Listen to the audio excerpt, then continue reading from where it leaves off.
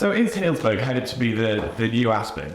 So while Healdsburg has attracted lots of interest for getting investment from both real estate and hospitality companies, as well as wealthy individuals, there are as many people who are, complaining about the continuing upscale development of Healdsburg.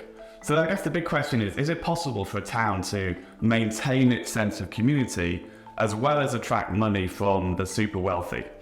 So today I'm sitting down with Jim Heid to discuss whether there are some learnings that Healdsburg can take from the upscale resort town of Aspen. So he recently went to Aspen and was struck by how they were juggling some of the sort of conflicting forces of a vibrant town full of people doing real things versus multi-million-dollar lifestyle of private jets and expensive boutique shopping. So Jim obviously needs no introduction to many people, but for those of you who don't know, Jim was the brains behind the award-winning Healdsburg development called River House, as well as bringing Healdsburg's co-working space to the city called Craftwork. So welcome, Jim. Thank you. Nice to be here. And you were in Aspen relatively recently, and probably took you back 30 years when you actually did some study around Aspen back in the day. Yeah, we got to spend the 4th of July there with some friends, and you're right, I hadn't been there in quite a while and had spent time there in graduate school. That's where I did my master's thesis, looking at affordable housing in Aspen and Vail as a kind of a little bit of a learning for other small communities that had a resort or recreational bias. Okay, so let's maybe sort of go back to the sort of roots of Aspen and the roots of Healdsburg. Obviously, Healdsburg was, very much agriculture, moved more to wine these days. What about Aspen? Yeah, Aspen was a mining town, and made as much money as there is there now. It may surprise people that it actually was quite abandoned and in pretty rough shape, probably in the 1920s. Started to see a resurgence in the 30s as a ski town, but really had its kind of awakening in the mid-40s, and that was the kind of visionary forces of an individual, Walter Pepke, who had this idea for this as a center of kind of a idyllic community that combined recreation, education, and spirituality into one place. I think it was interesting, actually. You forwarded something to me, as preparation for this, and if I just read out, what he said. His vision for Aspen was a community of peace with opportunities for people to earn a living, profit by healthy recreation with art, music, and education facilities for enjoyment. I thought it's a really interesting, sort of description of what they were trying to achieve back in the day. It is, and it's a little bit of the tail wagging the dog. I mean, you have this grand vision, and is that what attracted the money that then allowed a lot of those things to be funded, or was the fact that they were so successful that then they attracted the money? So, what's the relationship there between big idea and creation of wealth or attraction of wealth? Then would you say Healdsburg, has or had an equivalent sort of visionary? Yeah, I don't think it's as clear, and certainly it wasn't one person, and I don't think it's as clearly articulated, but there's a really good set of principles, guiding principles, that are the front piece for the city's general plan in 2008, and that actually came from a committee of the community.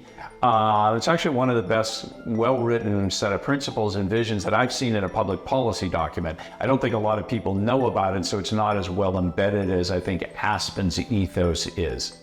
And one of the cornerstones of Aspen is very much a sort of the arts and culture piece, wasn't it? Yes, yeah, they've been the beginning, and I think Pepke really started or was instrumental in the beginning of the Aspen Institute, which in many ways you could say is the cornerstone of much of it, the cornerstone and the place that holds the expression of so much of the Arts, the Music Festival, the Arts Institute, the Ideas Conference, all of those things that really are meant to be a place where people can think big thoughts, express themselves artistically and enjoy the benefits that come from culture and art. And Healdsburg's, definitely sort of moving in that direction. There's a lot of, energy in that space within Healdsburg.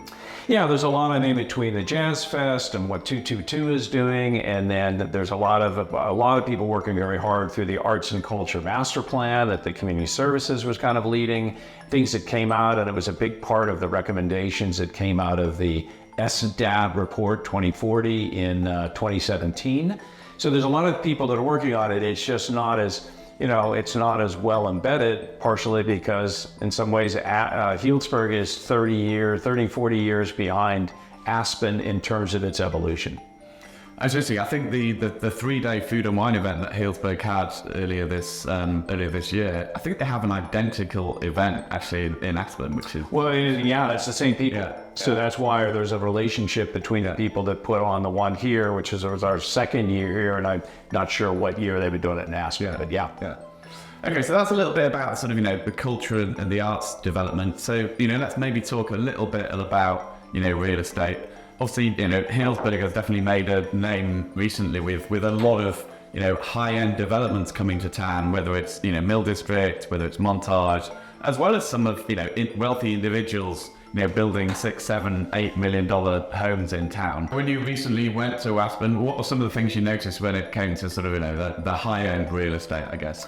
Yeah, I think the quality of design in terms of both the stuff, the infill that was occurring downtown, as well as the homes that were built out in the kind of outside of town on larger lots. But the level of design, execution, I mean, these are hotel quality, high-end 6-star hotel quality construction projects. The downtown infill, again, the level of the way that they related to the street, the way that they masked. Beautifully detailed, just a really great sense of design. And obviously you have the money to fund it, but there's also, I think, an expectation from the planning department. And then much like here in Healdsburg, high quality designers want to work there because there's such a great context to work within. I think it's certainly in our conversation, it made it the sort of the $2,000+ per square foot of Mill District actually look, pretty affordable. Exactly. But both the $4,000 or $5,000 square foot sales price, but also their construction prices were $2,000 to $3,000 square foot versus what we're seeing here at $7,000 to $1,000. So yeah, it's all relative. Definitely. And I think certainly I know when we were having a conversation, it made me think of there's a couple of places on Tucker that have been knocked down recently to build big new houses. I think there it sounds like rather than knocking down $1.5 million homes, they're knocking down $3-4 million homes to then build $10-20 million homes. Buy the lot next door. Although I will say one of the things that I love the most, and I love the juxtaposition of historic homes with contemporary architecture. So when you get into the finer grained neighborhoods, much like Healdsburg has, the older kind of smaller cottages, the way that larger additions that are of this era versus the historic era have been added on and designed and detailed is really spectacular. I mean, I saw some just amazing level of design where you have this contrast of the old and new, but very harmonious, both in the house on the lot, but also in the larger block. And I think there's a lot of good lessons there that we shouldn't be fearful of contemporary architecture. It's as long as you pay attention to the right rules and the right level of detailing and materials, those two can fit together very well. And I think they reflect a community that is growing and evolving as opposed to something that's stuck in time. Yeah, and I guess it's like anything, is it? It's all about the sort of context of it. Yes. So let's talk a little bit more, at the other end of the spectrum with regard to, workforce and affordable homes. They've done, some really interesting developments there over the years. Yeah, I mean, Aspen is, I think, largely recognized as the leader in the affordable housing movement. And it's ironic because when I did my thesis in 1994, that was not the case. And, the canary in the coal mine was not some kind of a quantitative factor. It was all the lifestyle things. So they could no longer field their softball teams in town. They no longer could get volunteers for the wine and food festival we talked about. They had declining school populations, all the things that sometimes we're feeling here at Healdsburg. And they made a very serious commitment to fixing that problem. So just as a quick kind of compare and contrast numerically, Healdsburg is a town of 12,000 people. Aspen is a town of 7,000 people. Healdsburg has 5,000 housing units in it. Aspen has about 6,000 housing units. Of those 5,000 in Healdsburg, 500 are deed restricted affordable housing. Aspen, of those 6,000, 2,200 are deed restricted affordable. And generally speaking, in that context, about 55% are ownership. So a significant opportunity for people to build equity, not just be trapped in rental, which has been a big issue here. Definitely. I mean, Healdsburg is making some strides in that regard with, when you see what's happening with North Village and, various other projects. Yeah, I mean, Healdsburg, not to in any ways disparage what Healdsburg has accomplished, because it's actually, I think, the leader in Sonoma County in terms of number and percentage of homes per capita or per housing unit. So it's done a lot, and it's done a lot in the last couple of years that they really focus on it. It's just that they're behind the curve, and the other data point I would share is that Aspen created a growth management ordinance in 1970 and immediately put in place their affordable housing strategy, because they recognize when you constrain supply and delivery of housing, it's naturally going to drive up the pricing. Healdsburg created one in 2000, so again, that 30-year difference, but did not really focus on affordable housing until well into probably 2015, so 15 years later, and now it's a big issue. So there's a lot of catching up to do, but they are doing some good things. And as you mentioned, North Village, there's a number of programs where they're really working hard to figure out some of the projects, some of the work that's being done at Montage, figure out an ownership approach to some of this deed-restricted housing, not just rental. So, and obviously, this housing comes at a cost. I mean, how has Aspen managed to sort of fund a lot of these programs? Well, that's where the huge gap in economics, when, again, the billionaires pushing out the millionaires. I mean, if you want to build a house there's a very significant impact fee. If you want to build a couple of houses, you have to deliver so many affordable housing units. And so the tools that we use here, which are inclusionary housing, impact fees, some portion of the lodging tax dedicated to fund that, is a drop in the bucket compared to what they're able to raise. But they've also, again, they've been at it now 1970 to now, so like 30 years, or 50 years, I guess that would be, compared to us working on it for about 10 years. So.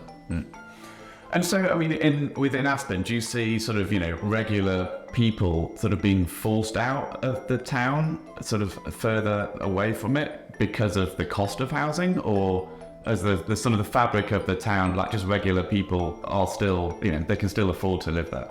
Well, if 2,000 out of the 6,000 homes are affordable or deed restricted, I think I saw a number that 50% of the people that work in the public sector in Pitkin County, which Aspen is a city within, live in Aspen, which is pretty amazing when you think of when we just talked about the pricing of Aspen, that the 50% of the public employees that serve that entire county actually live in the city. That makes for a pretty real place. So yes, 100%. It's quite inspiring. You can have a town where is thriving on sort of food and wine and still attain that goal. I mean, obviously, Aspen's is focused around sort of skiing and recreation, but it'll be awesome if that's a model that Healdsburg could to move towards. Sure, if we got to even 25% of that attainment, it would be pretty impressive. Yeah. One of the other things, as a town, such as Healdsburg, as it grows, is the underlying sort of infrastructure to support it. And I know one of the sort of big projects is the one on Healdsburg Avenue as you head up towards the North Village. Right. But I think Aspen, you saw, they've done a lot when it comes to, bike paths and just, how people move around the town. Yeah, there was no doubt. I mean, it was probably one of the best integrated, what you might call alternate mobility places that I've seen. And I thought it was, again, 30 years ahead of us, but certainly an aspirational view to what this could be. So 2 examples was, yes, an extensive dedicated bike path system that was not only just transportation, but it was just delightful recreation to ride, through the open fields. And these were paths. Some of them were beautiful, these special bridges. Some of them were kind of back through the parking lots of the high school. But you could get from where we were staying, which was about 3 miles out of town, into Aspen very seamlessly without ever having to go on the road. And it was pretty delightful. The other thing was their transit system, which was extremely robust and serves the entire valley. So think I read somewhere where they're doing like 4 million trips, riders per year, but it was all free. And so we were staying with friends in Aspen Highlands. We spent a day down in the town of Aspen or city of Aspen, walking around, and then just walked over to the bus station, got on this clean air, simple bus, 10-minute, 15-minute headways, took us right out, dropped us off at the base of Highlands, and we walked to the house. I mean, it was just spectacular. And everybody was using it, whether they were guests that were staying at the, $1,600 a night St. Regis, or there were people who were there working. So it really did, it was really a system that worked in terms of transportation. And a lot of that was because of air quality problems they've had. A lot of that is because of affordability and getting workers into town. But it's certainly something worth looking at how did they get there. So it's funded with, I think, a 50-cent sales tax. So. Okay. And has Healdsburg got a sort of, a sort of underlying infrastructure sort of vision and roadmap in the same sort of way, would you say, or? Well, certainly have pieces, between the Foss Creek Trail, as you mentioned, the complete streets improvements on Healdsburg Avenue, which will be pretty significant. SMART, which I'm still very bullish is going to arrive here, in the next couple of years or somewhere in the next decade. We have all of those things, but I think there's a lot more that could be done because I have not seen a coherent, very clear plan of how all of these things connect and fit into the community fabric. So I think that's going to be really important. Is like, okay, we got all these things going on, show how it all relates and really does start to reduce the need. I mean, we always talk about parking here because we don't have a lot of we're not as robust on bike walking as we could be because it's flat. It's very well connected and it's relatively dense, so it'd be pretty easy to change the mode shift here pretty quickly. So it seems like having been to Aspen and just thinking about the comparison between the two. I mean, it sounds like that there's quite a lot of hope. Oh, for sure. And again, I think there's a lot of things about the economics of Aspen that just are not replicable. But I think there's a lot that has been developed and evidenced in the way that the community has built out and operated that we could look to, again, in an aspirational sense. And they've done the heavy lifting because they've had the money to spend on things that maybe didn't work. We don't need to replicate that. Let's go right to the things that do work. So whether it's affordable housing, transportation, infill development, all of those things I think are really good examples that we could learn very quickly from. Well, thanks for your time, Jim. It's really super interesting to just understand some of the challenges that Aspen has overcome and how Healdsburg, albeit 30, 40 years behind, could potentially benefit in the future. So appreciate your time. Yeah, great. Always a pleasure to talk with you, David. I love talking about these things and this place that we love.